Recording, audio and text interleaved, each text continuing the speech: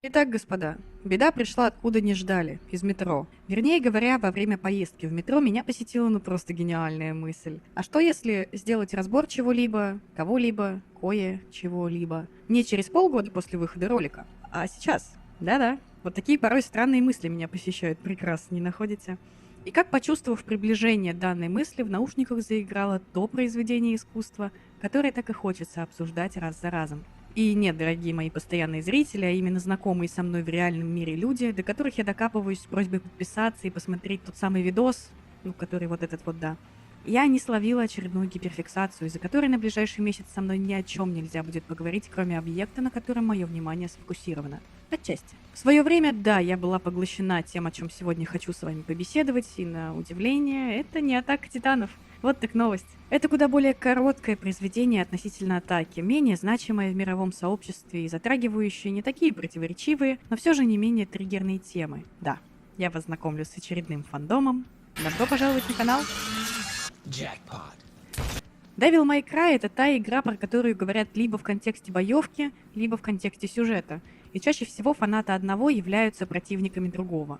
Я, как человек, живущий эмоциями и импульсами, отношусь к тем, кто искренне хвалит сюжет и проработку персонажей. Да, у нас есть один главный герой — Данте, вот этот вот прекрасный мужчина, увидев которого можно потерять свою ориентацию. Однако на его фоне не так уж и часто теряются и второстепенные персонажи. У каждого из них есть собственная предыстория, понятная мотивация и, что самое главное, характер. Все персонажи, встреченные мною на протяжении этой серии игр, являются личностями. Кто-то из них, конечно же, проще, характеристику некоторых можно уместить в один абзац, но это не делает их хуже. Серия начала свой путь в 2001 году, с игры, как нетрудно догадаться. Несмотря на относительную простоту сюжета, студия Capcom заложила в главных действующих лиц те характеристики, которые сделали игру успешной. Она вдохновила людей на создание манги, которая вышла в 2003, рассказывающую о юности Данте и Вергилия, и аниме-адаптацию в 2007, которая расширила мир игры и представила новых персонажей. Игры продолжали выходить, и вот в 2019 году мир увидел пятую часть этой серии, которая получила огромное признание как среди критиков, так и среди игроков. Аниме и манга привнесли больше глубины в истории персонажей, и даже несмотря на то, что каждая часть серии имеет свою уникальную историю, персонажи и игровой процесс сохраняют свои характерные черты и стиль. В геймплее это активные драки и жесткие комбо, которые, чтобы выбить, играя за Данте, нужно использовать клавиатуру как пианино. Меня же манил сюжет. Развитие внутренних противоречий героев и их рост над самими собими. Devil May Cry стала культовой серией в мире видеоигр, манги и аниме, и все еще продолжает привлекать новых поклонников. В ней комбинируются и инновационное управление, и разнообразные боевые механики, и, конечно же, харизматичные персонажи, занятые борьбой с собственными внутренними демонами. Но неужели вы думаете, что мы здесь собрались, чтобы просто поговорить о том, насколько это замечательная игра? Не. Точнее, это тоже, но не. Меня лично в любом произведении цепляют не те мысли, которые подает нам автор, а те, что носят в себе его персонажи. Да, знаю, звучит странно, сейчас объясню. Одно дело, когда реальный человек в реальном мире создает что-либо со своей идеей. И совершенно иное, когда персонаж этой самой идеи настолько реалистичны, что уже их мировоззрение становится интересным. Понимаете? Не понимаете? Ну вот, например, есть Булгаков. Он как личность еще в 1926-м в секретном списке оппозиции, представленном в Политбюро Ягодой, под 7-м номером значился как антисоветчик. Однако что это по сравнению с тем, как его персонажи в повести «Собачье сердце» демонстрируют эту антисоветчину через действие? В общепринятом понимании любое произведение искусства должно являться проводником между переживаниями и идеями автора и будущим зрителем. Однако в моей картине мира сам автор и есть этот самый проводник между тем же зрителем и персонажами, которые существуют благодаря этим двум составляющим. И вот я с этой картиной мира перед глазами хожу и замечаю очередное прекрасное, что является нашим сегодняшним объектом обзора. Начинаю как-то структурировать по отдельности завязки сюжетов, развитие сюжетных арок, и понимаю, что этот клубок не так уж и просто развязать, как мне казалось. Вопрос. А зачем развязывать? Если уж связано так крепко, то, наверное, не просто так. В голове это звучало красивее. Итак, есть два стула, есть два брата. Данте, как говорится, выглядит как психопат-убийца, но на самом деле булочка с корицей. Харизматичный, немного неряшливый героический герой, который спасет мир от демонов, но сначала будет немножечко выпендриваться и наслаждаться процессом, пока не поймет, что уже секунды на счету. И Вергилий. который выглядит как психопат-убийца и на самом деле психопат-убийца. Он впервые появляется во второй части игры и представляют нам его как второго антагониста, чья мотивация — это желание овладеть moral power и отомстить. Стандартно. Такое мы видели уже множество раз. Бывает. Однако его эмоциональное изменение играет важную роль в сюжете. С самого начала его образ наполнен гневом и отчаянием. Его судьба тесно связана с другими персонажами, и представленный изначально как антагонист, Вергилий проходит через внутреннюю борьбу, в итоге играя важную роль в сюжете всей серии и пятой части в отдельности. Он, конечно, появляется в различных частях игр, и его сюжетная арка часто связана с его стремлением к власти и желанием превзойти брата, но в поздних частях Вергилий становится не только антагонистом, но и соперником для главного героя.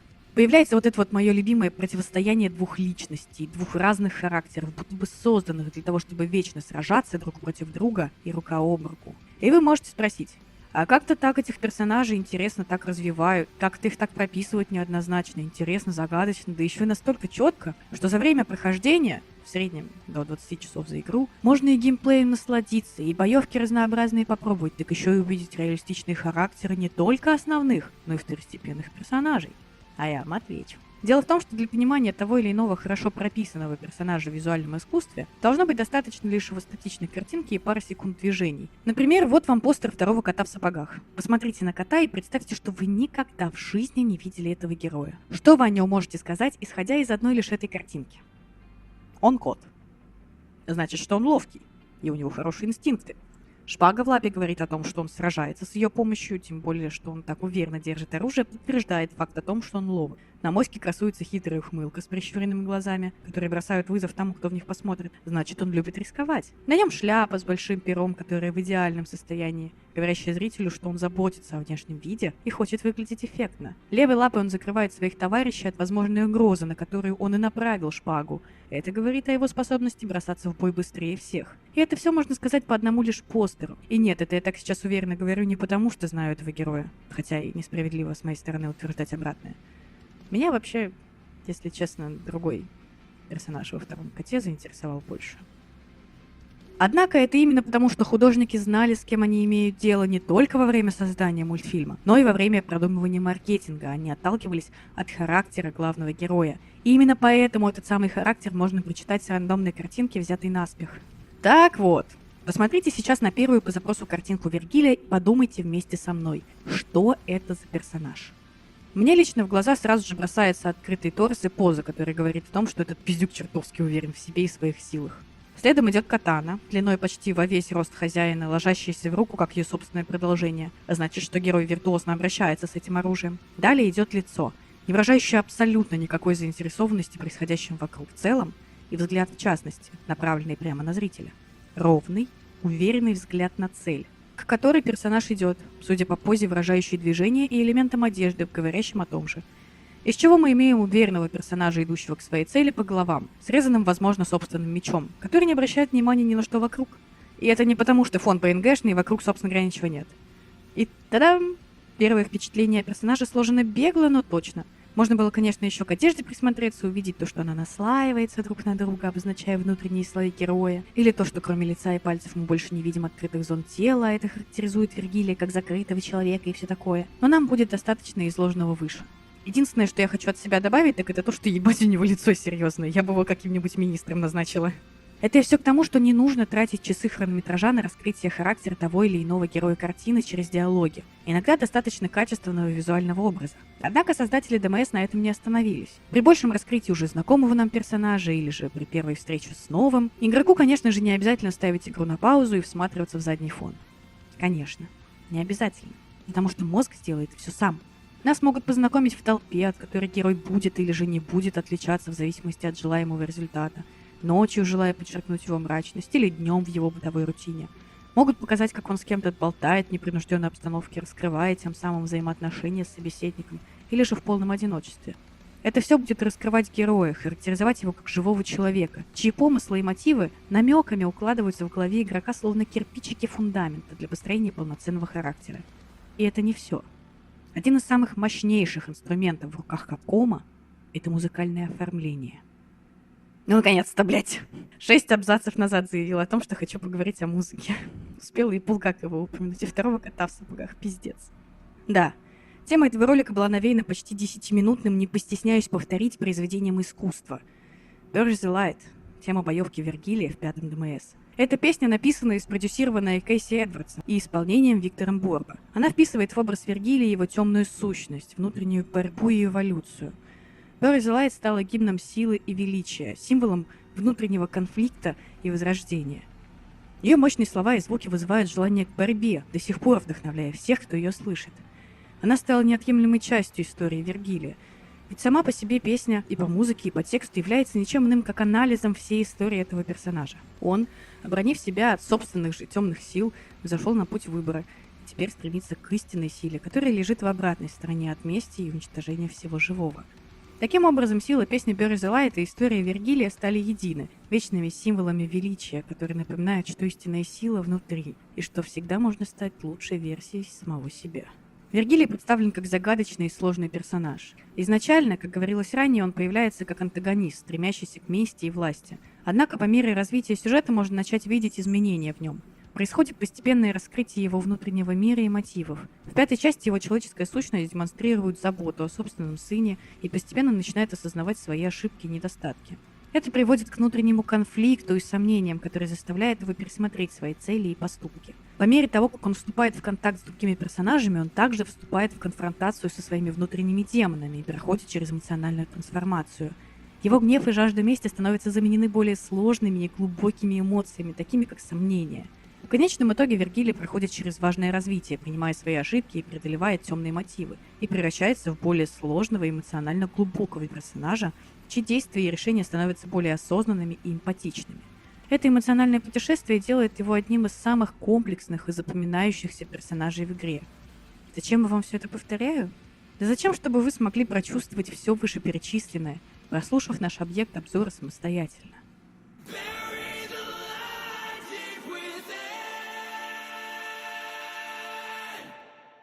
У меня редко возникают проблемы с выражением собственных эмоций. Мало что может ввести меня в ступор, заставляя задуматься над тем, что конкретно я сейчас испытываю. Однако это был особый случай. К серии игр меня привела именно эта песня. Так как ДМС — это в первую очередь слэшер, в которых я не сильна, то обходилась беглым наблюдением за тем, как играют другие, не особо вдаваясь в сюжет. Меня легко цепляли персонажи. За всеми было приятно наблюдать, и все они вызывали странное желание ассоциировать себя с ними и одновременно пытаться смотреть максимально незаинтересованно, чтобы оценить весь масштаб картины, находясь подальше от нее. Вся моя любовь и прикипание к этим героям как к родным могли просто пройти мимо, если бы однажды не этот эмоциональный шторм. Всегда же чувствуются те старания, что были вложены в проект. У меня работа Кейси вызывает искреннее восхищение, так как Bury the Light смогла заинтересовать и простого слушателя, и покорить фаната. Как я уже ранее упомянула, это не просто песня, раскрывающая нам персонажа, это невероятный анализ Вергилия, созданный с особой внимательностью и осторожностью, ввиду личной привязанности композитора к серии игр и особой симпатии к старшему сыну Спарды. Это, кстати, была не единственная композиция Кейси, причастная к Devil May Cry. Незадолго до начала работы над Bury the Light он и команда музыкантов презентовали тему еще одного основного персонажа серии — Нейра, который впервые появился в 4-й части. Devil Trigger — это очень приятная мелодия и прекрасный вокал в припевах, с которыми связана еще одна важная сюжетная деталь. Дело в том, что последние строки Bury the Light и промежуточные части Триггера практически идентичны.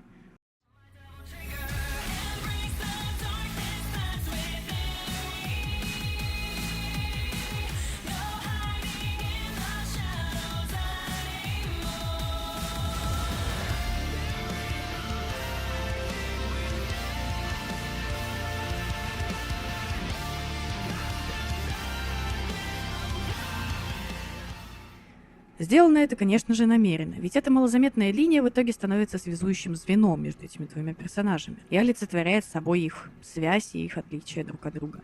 Ведь Нейра, всю жизнь живший как обычный человек в обществе таких же обычных человеков, принимает свою демоническую сущность в отличие от Вергилия, который всегда пытался убежать от того, что считал слабостью, и похоронить, как поется в песне, свет глубоко внутри души, что означает отринуть все человеческое. Также, в отличие от того же Devil Trigger, который Кейси смог написать за 2 недели, работа над Bury the Light отняла у него порядка 3 месяцев, 2 из которых заняли написание текста и музыки. И я искренне люблю этот факт, хотя бы потому, что это доказательство того запаса мыслей, эмоций и знаний, что Кейси хранил в себе по отношению к своему любимому персонажу. Хотя также это может говорить о преодолении трудностей, которые иногда подкидывала сама студия. Дело в том, что у Капкома были четкие видения относительно будущей темы персонажа Вергилия, и вместе с этими видениями они выдвинули небольшой ряд ограничений, среди которых был запрет на использование скриминга, который мы в итоге все равно услышали в исполнении Виктора Борга, ибо без него общий эмоциональный фон композиции просел бы кардинально. Ведь в припевах без криков от отчаяния до решительности и принятия не стало бы и половины той магии погружения. А также студия не хотела слышать электрогитару нигде, кроме этих самых припевов. С музыкальной точки зрения, выведение одного из основных инструментов рок-музыки из куплетов – это шанс расширить у слушателя картину припевов, что чаще всего являются проводниками центральной мысли композиции. Однако это также суровое испытание для композитора, ведь выезжать почти всю песню на басу, ударных и голосе достаточно сложно. И все же у Эдвардса был хороший багаж знаний работы в программах сведения звука, и из этой затруднительной ситуации он смог выйти благодаря разведению баса на разные каналы. В описании я оставлю ссылку на лучший, по моему мнению, обзор Bird the Light с точки зрения человека, разбирающегося в музыке. Посмотрела это видео на одном дыхании, совершенно не разбираясь в терминологии, настолько там все наглядно объясняется. И если про музыку я более не могу ничего сказать, так как попросту не имею в этом компетенции, про текст у меня есть пара абзацев. Начать стоит с того, что переводов и адаптаций иноязычных песен в интернете бушующее море. Один и тот же трек на разных сайтах будет играть совершенно разными красками в зависимости от количества метафор в оригинале. А если слушать еще и каверы, при написании которых присутствует необходимость рифмовать текст, то смысл изначального произведения обретает шанс улететь. Поэтому я возьму относительно верный перевод, но мы будем держать в голове, что и там могут быть допущены ошибки. Начнем, как ни странно, сначала. Само название песни означает «похоронить свет», который в данном контексте является как стороной добра в общепринятом понимании, так и олицетворяет человечность персонажа, рожденным полудемоном-получеловеком. В манге по Devil May Cry рассказывается трагичная предыстория братьев, являющихся сыновьями легендарного темного рыцаря Спарды, в чей дом проникли демоны с целью убить его наследников. Однако в доме находился лишь Данте с матерью. Она спрятала сына, а сама погибла, отправившись на поиски Вергилия. Он в это время был недалеко от дома, проводил свои последние беззаботные минуты на детской площадке, где его и нашли демоны. Они пронзили тело мальчика множеством мечей, из-за чего в нем пробудился Devil Trigger, позволяющий принимать обличие демона и сражаться. В воспоминаниях о том дне у него осталось большое дерево, за которым видно, как полыхает место, которое он называл домом, и мысли о том, что любимые мать и брат уже мертвы. С того момента в его сердце и зародилась жажда силы, власти и мести. И на протяжении всего своего жизненного пути он будет идти к тому, чтобы эту жажду утолить.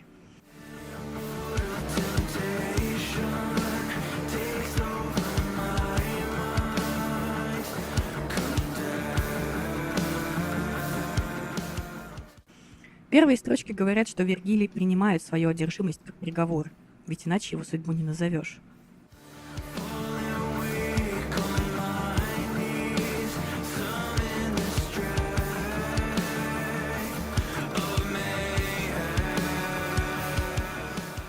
Далее демонстрация первой сцены с Вергилием в пятой части ДМС, где он находится на грани смерти, и где призывает силу своего демонического меча и мата, чтобы открыть портал в то место, которое в его памяти по-прежнему в огне.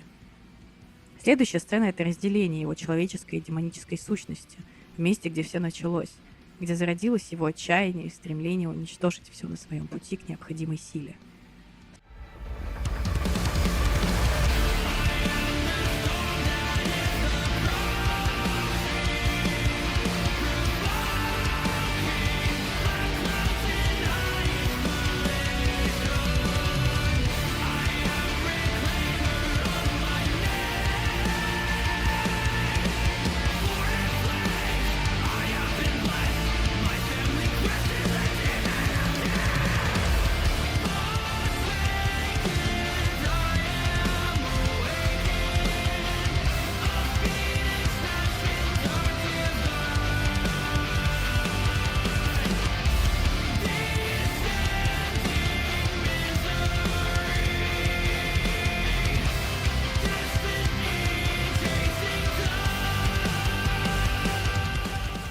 Строчка о надвигающемся шторме — это отсылка на слова антагониста второй части, с которым Вергилий какое-то время работал.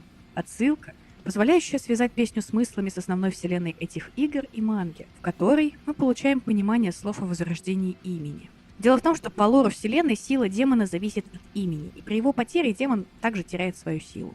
Однако вместе с возрождением имени Вергилий возвращает себе и собственную силу. Еще одна интерпретация — это слияние двух крайностей Вергилия, пепла Феникса и теплого божества, пророка мрака, уже в конце 5-й части. Человеческая и демоническая части, персонаж Ви и Уризен, две разделенные сущности, связанные друг с другом, которые на самом деле находятся на одной стороне.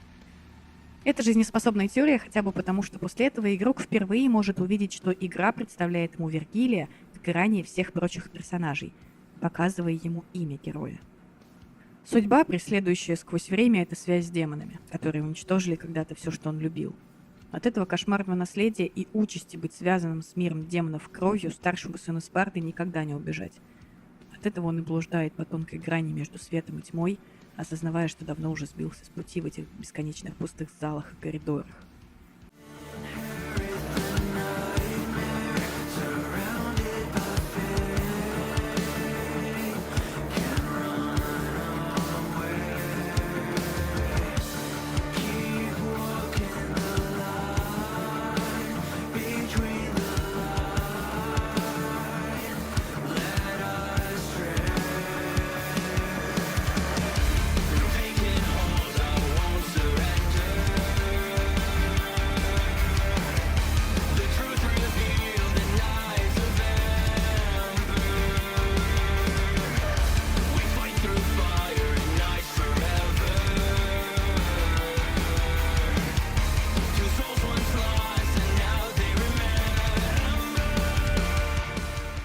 Он ведет рассуждения о вечной борьбе льда и пламени, двух душ, что однажды были разлучены, но теперь вспомнили.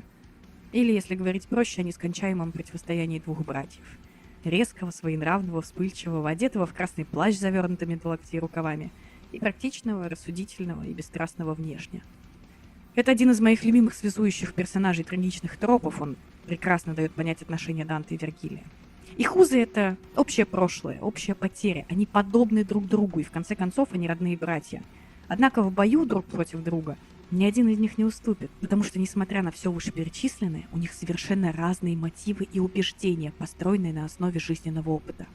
Да, в конце 5-й части между ними образовался хрупкий мир, и вместе с тем никому не известно, как долго он продержится.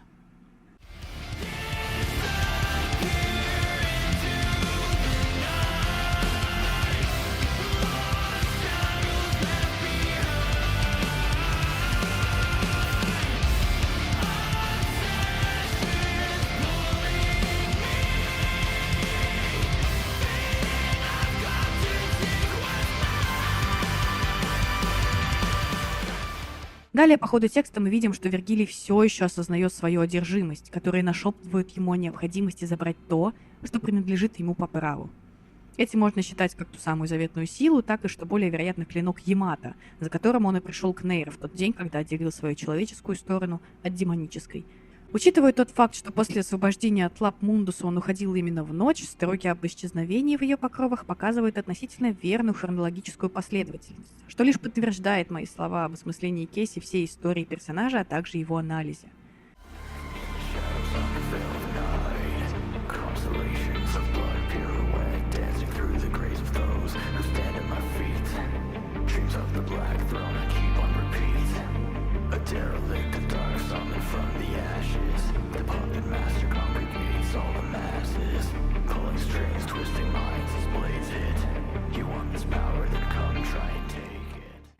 Танец на могилах — это раскрытие Вергилия как персонажа, не сожалеющего о потерях на своем пути к Черному трону.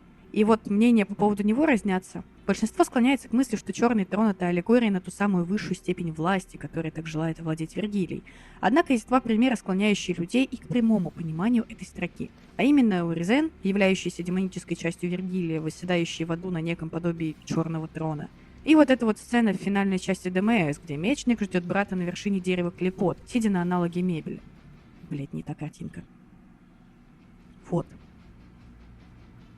Зато мнение по поводу созвездия кровавых пируэтов по большей степени общее. Дело в том, что Вергилий — искусный мечник, и его навыки владения катаной отточены до совершенства, и ничто не мешает ему за мгновение пронзить оппонента Ямато, отчего на стенах и полу появляются брызги крови, напоминающие те самые созвездия. А изгой, или же скиталец тьмы — это вновь тот самый Вергилий в начале 5-й части, потухший после освобождения от Мундуса. Сам же Мундус представляется нам здесь кукловодом. Наверное, стоит упомянуть то, кто он и как замешан в этой истории. Если вкратце, он известен как князь тьмы. Когда-то он бросил вызов первому правителю мира демонов и одержал над ним победу. В его планах было собрать армию демонов и объединить некогда разделенный мир людей с миром демонов и править в них обоих. Однако его правая рука и по совместительству лучший мечник из когда-либо существовавших, демон Спарда, восстал против Мундуса. Спарда обладал качествами, не присущими другим демонам. Он знал, что такое честь и сострадание, поэтому восстал не только против Мундуса, но и против всего мира демонов. Хотя ненависти в нем не было, им движило лишь желание восстановить справедливость. После он остался в мире людей, чтобы охранять их от демонов, все еще ходящих через порталы между мирами. Одним из этих порталов являлась башня Темен-Нигру, построенная демонопоклонниками. Он поставил множество ловушек и печати на эту башню, однако самое главное, что Спарда поместил всю свою демоническую силу в меч, запечатав тем самым проход между мирами, ключом от которого должен был являться некий амулет. Позднее он создаст еще два меча – Ямато, который может разделять сущность человека от демона, и Мятежник, который, напротив, может их объединять. Но несмотря на то, что башня была запечатана, оставались другие порталы между мирами. Поэтому Спарда отправился к одному из таких в город Фортуна, чтобы закрыть его с помощью Ямато. Но также Ямато мог служить и ключом к открытию этих врат. Поэтому в избежание трагедии Спарда остался в городе в качестве его правителя и прожил в мире людей около 2000 лет. Спустя какое-то время мечник встретил девушку по имени Зева, с которой они поженились, и она родила ему двух сыновей-полукровок – Данте и Вергилия. В знак своей преданности Спарда подарил любимой тот самый амулет, а после семья переехала в отдаленный дом, где братья учились владению мечом. Отец подарил им Ямато и Мятежник, Вергилию и Данте соответственно. Однажды Спарда по непонятным причинам исчез, и в память об отце Зева подарила мальчикам по половинке того самого амулета. Из-за своего восстания Мятежник обзавелся многими врагами, в том числе и Мундусом, который, узнав о пропаже своего старого слуги, решил действовать.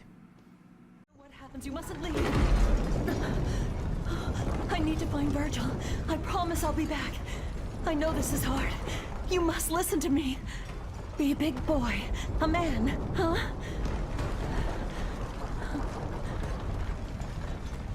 If I don't return, you must run. By yourself, alone.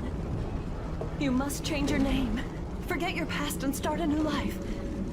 As someone else. A new beginning. Virgil! Where are you, Virgil?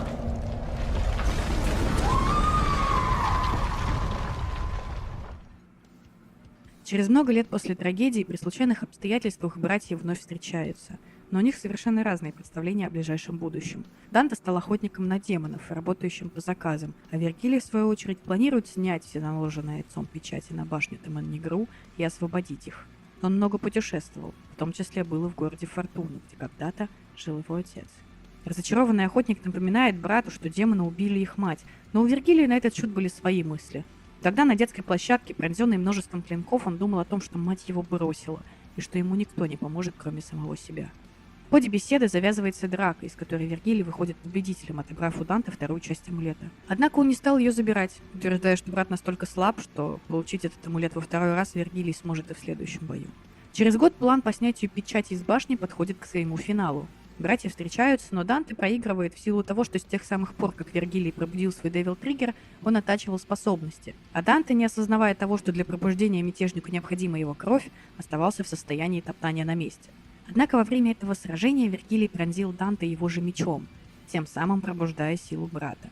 Правда, после подобного Данте теряет сознание, а его брат все же забирает тот амулет.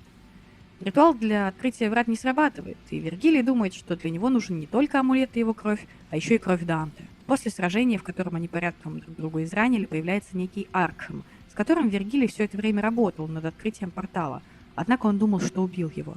Аркхем заканчивает ритуал, достает меч Спарды и овладевает его силой. Он перемещается в мир демонов, открыв врата. Братья решают бороться вместе против Аркхема, и после победы над ним вновь решают сразиться друг с другом. Однако в этот раз Вергилий проигрывает и решает остаться в мире, из которого пришел их отец, отвергая помощь Данте. Оказавшись в глубине мира демонов, он встречает самого Мундуса, и со злости и обиды за все, что тот причинил его семье, решает бросить вызов демону. Однако после 2 сражений подряд он порядком ослабел, из-за чего терпит поражение, а Ямато оказывается сломанной. В наказание за дерзость Мундус издевается над Вергилием, пытая его, а после гарантирует, что однажды он лишит полукровку всего человеческого, воспоминаний и личности. Вскоре демон решает вновь поработить мир людей и направляется на остров Маллет. Данте узнает об этом и, победив всех противников, встречается с неким Нелло Анджело, демоном-рыцарем, который побеждает его. Но в самом конце, перед тем, как убить, замечает ту самую половину амулета, из-за чего отступает. Во второй их битве Данте побеждает, так же, как и в третьей, однако на этот раз демон был окончательно повержен, и Данте открывается, что все это время он сражался с братом, порабощенным Мундусом, ведь на протяжении 10 лет князь тьмы издевался над потомком Спарты и ломал его волю. Вергилий сопротивлялся, однако потерял бдительность в тот момент, когда Мундус достал тот амулет, который принадлежал Вергилию. В эту секунду Мундус и смог его сломать. После победы над порабощенным братом Данте забирает его часть амулета, из-за чего меч Спарды принимает свою истинную форму, и сын мечника одолевает Мундуса. После поражения Вергилия его сломанный меч при странных обстоятельствах появляется в мире людей. Его находят последователи секты Орден Меча, которые поклоняются Спарде. Они находятся в том самом городе Фортуна, где построены врата в мир демонов. Орден собрал почти все осколки Ямато, а так как этот меч является ключом к открытию врат, то они надеются использовать его по назначению, чтобы уничтожить всех демонов и живущих по ту сторону. Однако даже самый отличающийся ученый Агнус не может найти способ восстановить катану. Через какое-то время после посещения Вергилием Фортуны рождается мальчик, которого назвали Нейро. Живя в противоречивом мире, где одинокая женщина с ребенком на руках считалась проституткой, его мать решила оставить сына на пороге приюта, где его нашли Кредо и Кирия. Так что мальчик воспитывался и рос вместе с ними. А как повзрослел, решил, так же как и Кредо, вступить в Орден Мечников. Однажды через врата в городе прорвались демоны, и несмотря на то, что Нейро удалось участвовать в сражении и победить вместе с другими из Ордена, его ранили в плечо, и со временем рука превратилась в некое подобие демонической лапы, которая подарила ему часть силы. Через какое-то время в Фортуну прибывает и Данте, желая остановить секту Ордена Меча из-за уверенности в том, что призыв демонов для заполучения их силы и последующего уничтожения мира за вратами ни к чему хорошему не приведут. Он проникает в церковь и убивает проповедника, а после принимается за сражение с другими мечниками. Нейро вмешивается, и во время их боя Данте замечает демоническую руку, а также внешнее сходство с его братом. Данте уходит, и Нейро направляется за ним, в замок, где находилась лаборатория Агнуса. Там ученый вступает с ним в бой и пронзает тело мечом, думая, что убил. Однако в этот момент Нейро пробуждает свой Девил Триггер, а демоническая рука начинает резонировать с Ямато, который восстанавливает свою форму, после чего сливается с рукой. Я вот вроде планировала вкратце рассказать о Мундусе и его влиянии на судьбу Вергилия, тем более, как было сказано ранее, кукловод, упомянутый в тексте песни, это и есть князь тьмы. Однако мне показалось, что сухое изложение фактов не даст вам прочувствовать эту историю целиком. Так что, если кто-то внезапно уснул за этой лекцией, прошу прощения. Продолжу. Мундус извращал разум Вергилия на протяжении 10 лет, манипулировал им и управлял как марионеткой, заставляя сражаться на своей стороне в облике темного рыцаря против брата. Следующая же строка имеет два смысла, оба из которых одинаково верны. Первое – это упомянутое выше сражение братьев за вторую часть амулета. Ведь именно в надежде получить силу Вергилий планировал открыть врата в мир демонов, для которого и нужны были обе части. Второй же чуть более буквальный. Видите ли, Данте хотел забрать Ямато еще в тот момент, когда осознал, что клинок находится у Нейро. Однако после сражения с племянником его мнение меняется. Он выходит из битвы победителем, но решает оставить катану брата его сыну, будучи уверенным в том, что Нейро не станет использовать меч для открытия врат в мир демонов. Однако ослабленный Вергилий не погиб, как, скорее всего, думал Данте.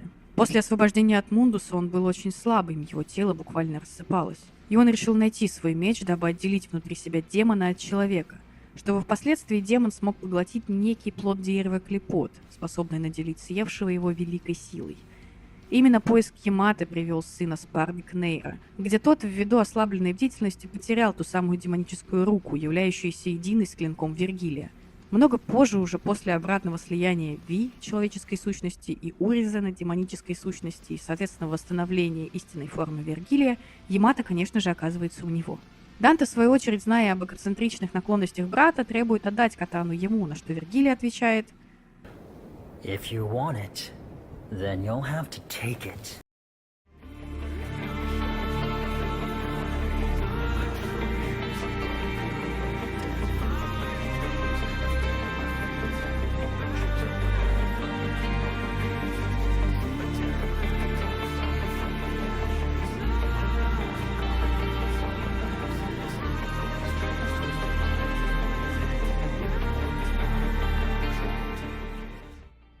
Следующие строчки больнее всего бьют меня под дых. Хотя бы потому, что по смыслу Bear the Light является рефлексией нынешнего Вергилия с 5-й части обо всем произошедшем с ним в прошлом. И вот эти несколько слов про дерево, за которым горит огонь. Это та самая первая травма, полученная Вергилием в далеком детстве. Это означает, что все то время, когда он рвался к своим целям, к отмщению, к великой силе, все это время у него из мыслей не исчезало воспоминание о дне, забравшем у маленького Вергилия все, что было. Мать, брата, дом, целую жизнь, которую пришлось поднять на выживание. Это делает моему сердцу больно, особенно если увидеть то, что это первые слова спетые настолько мягко и даже в какой-то степени нежно. И всю эту травму, все порожденные в прошлом комплексы и переживания Вергилий прячет под толстенным слоем напускного хладнокровия и своего гигантского эго. Скажу по секрету, при первом знакомстве с 5-й частью ДМС мне очень уж приглянулся такой персонаж, как Ви. Его порой странные высказывания хотелось анализировать, а загадочное прошлое не позволяло увидеть картину целиком. Будто перед тобой стоит стена с небольшой щелью, в которой ты смотришь и видишь лишь часть скрытого за ней. Так как раскрылось, что Ви — это человеческая сущность Вергилия, вопрос о повторном ознакомлении даже не стоял передо мной. Мне понадобились минуты на переваривание всего произошедшего, и я начала заново. И вот тут уже начали раскрываться все те непонятные высказывания, внезапные эмоциональные исповеди. В какой-то момент, находясь в весьма плачевном состоянии, буквально распадаясь на части, Ви начинает говорить, что ему хотелось в прошлом чувствовать чью-то защиту и любовь, и однако жизнь заставляла только выживать из последних сил. Строка «Тайная любовь», я надеюсь, говорит о спешном романе Вергилия с матерью Нейра, которая, исходя из анализа характера мечника, вряд ли смогла заинтересовать его только лишь проведенной вместе ночью. Это, конечно, всего лишь мои домыслы, однако хочется верить, что их симпатия, демонстрируемая ею в этом коротком фрагменте, была взаимной. Вергилий хоть на короткое время смог почувствовать себя кем-то любимым, как всегда этого и хотел. В том видео, ссылку на которое я оставила в описании, помимо всего прочего, также есть анализ текста со стороны автора. И в большей степени мы с ним солидарны. Однако у него есть факты, основываясь на которых можно сказать, что строки про багряную любовь, темные мысли и хрупкое сердце были вдохновлены поэмой «Больная роза» Уильяма Блейка, чью книгу, как и многие другие, Вергилий в детстве пометил буквой «Ви» на обложке, и чью книгу на протяжении всего повествования 5-й части носит с собой персонаж Ви.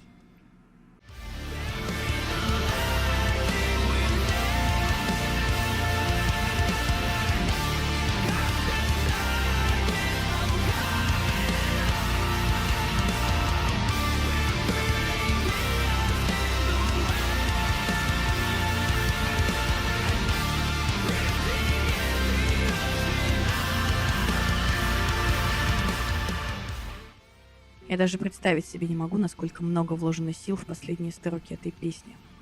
Они — кульминация, к которой на протяжении 9 минут шла эта история. Это завершающий штрих всей картины, который должен стать самым ярким, важным и запоминающимся.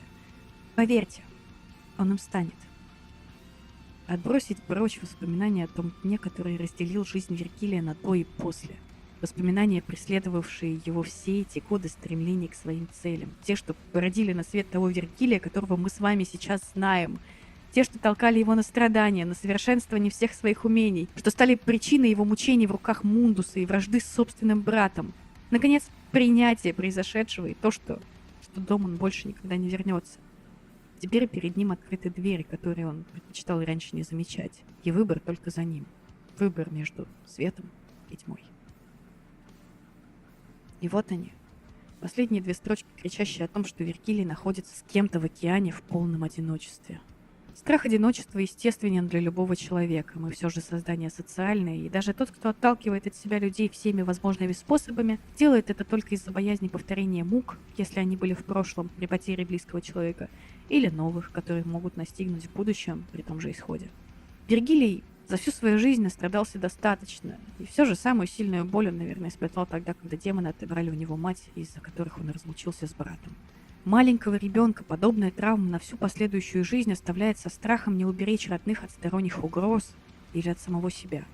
Из-за чего, вырастая, он не способен построить долговременные и доверительные отношения. Но это ни в коем случае не говорит о том, что необходимость нахождения среди кого-то или связь с кем-то отпадает. Как говорил Ви, человеческому внутри Вергилия всегда хотелось любви и защиты. Всегда хотелось довериться кому-то, не опасаясь быть брошенным из-за нежелания продолжать отношения, или даже из-за смерти или пропажи, как это было в случае с Зевой, матерью Вергилия, и Данте, у которого, в свою очередь, никогда не было проблем с заведением новых знакомств и продолжением общения. Однако Вергилий не единственный, кто тогда остался один. Данте стал охотником на демонов не просто так. Конечно, в большей степени его можно сравнить с отцом, который защищал людей от демонов, однако нельзя говорить, что Данте стал на путь защиты человечества. Он с легкостью отклоняет заказы, которые кажутся ему неинтересными. И если посмотреть по сюжету всех выпущенных на данный момент игр, занимался теми делами, которые так или иначе были связаны с его семьей. В тот день он так же, как и Вергилий, потерял мать и брата, и был вынужден оставить свою прошлую беззаботную жизнь, посвятив себя, угадайте чему? Правильно, мести, а также совершенствованию навыков обращения с мечом. Да, он не был один. Вокруг всегда было множество знакомств, и даже появилась фигура матери, женщина, относящаяся к нему как к собственному сыну, оружейница Мэл. Однако она тоже погибла из-за Мундуса, оставив Данте напоследок свою лучшую работу, те самые 2 пистолета, с которыми Данте не разлучен. Это я к тому, что тот самый, с кем Вергилий может назваться «мы», и тот, с кем он в океане в полном одиночестве, это его родной брат, разделяющий с ним один и тот же страх. Брат, который был рядом, даже когда Вергилий его отталкивал. Был рядом, пускай даже в качестве врага. В заключение хотелось бы высказать свое искреннее восхищение проделанной Кейси Эдвардсом работой. Это чуть ли не самое глубокое погружение в образ персонажа для создания его уникальной темы. И это точно самый лучший ост из всех мною услышанных. Прелесть Birds Light также в том, что она является благородной почвой для анализа персонажа, так как по сути своей отражает рефлексию героя относительно всего произошедшего в прошлом. И я сейчас говорю не только о тексте. Хотя его воспринимать, конечно же, проще, чем все нюансы музыкального оформления, которые придают трагичным, но все же несказанным сухим словам яркий эмоциональный окрас. И вот именно из-за него-то я и испытываю мурашечный перегруз при каждом прослушивании. Не только из-за того, насколько хорошо исполнена эта песня, а еще из-за прокручивания в голове переводов, тезисов, отдельных строк, из-за акцента моего внимания на каких-либо отдельно взятых малюсеньких моментов в очередном переходе от текста к музыке, от музыки к тексту. Ну и, конечно же, из-за осознания проделанной титанической работы во время создания этого 10-минутного произведения искусства. Все возможные похвалы всем причастным, особенно Виктору Кейси. Это то, что еще очень долго будет вдохновлять меня и дарить настоящий мотивейшн всем тем, кто прослушает Birds Light. В этом видео я также хотела упомянуть о теме Данте. Она позволяла мне разъебываться самыми жесткими запарами, которые я только могу вспомнить, и самой неудержимой агрессией, которая переполняла меня, так будто хотела взорвать изнутри. Данте крут. Давайте мы с вами просто признаем. Данте невероятно крут. И этот трек воистину отражает всю его крутизну.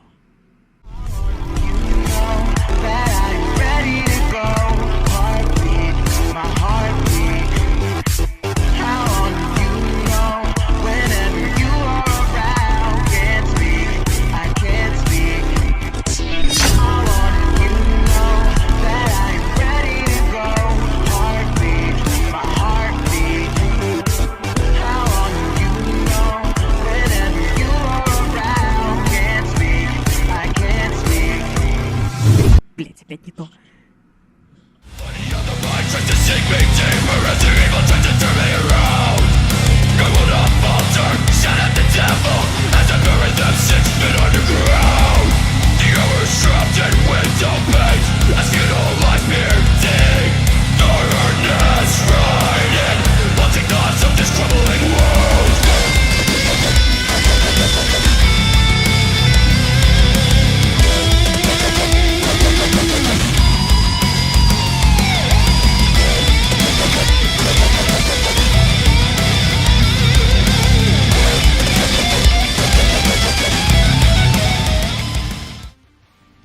Это просто прилив чистейшей брутальности в кровь. Что ж, остался последний момент. Прощание. Но неужели вы думаете, что я вот так вот просто оставлю вас наедине с этим видео, в котором поток мысли обрывается на полумысли? Правильно думаете. Господа, всем огромное спасибо за просмотр.